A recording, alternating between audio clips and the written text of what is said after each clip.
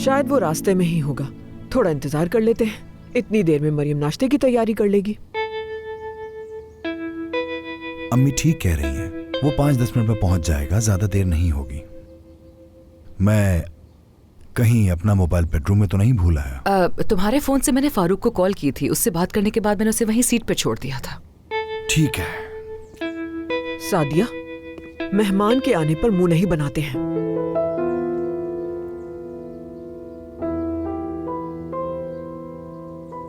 बैरन, तुम चाहो तो अपने रूम में चले जाओ, मैं कुछ खाने को भिजवाती हूँ तुम्हारे लिए।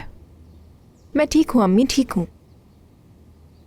रहने दो, नजरों के सामने रहने दो इसे मेरी।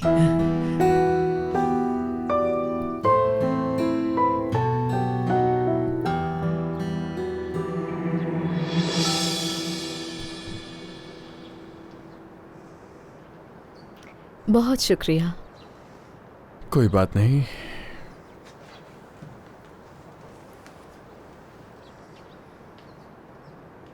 क्या तुम्हें कहीं जाना है? तुम बार बार घड़ी देख रहे हो?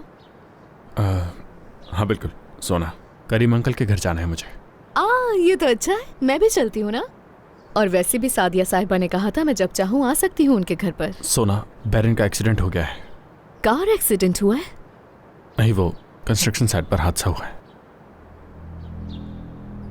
लेकिन अब वो ठीक है और वो लोग उसे घर पर लेकर आ रहे हैं। कोई परेशानी की बात तो नहीं है ना?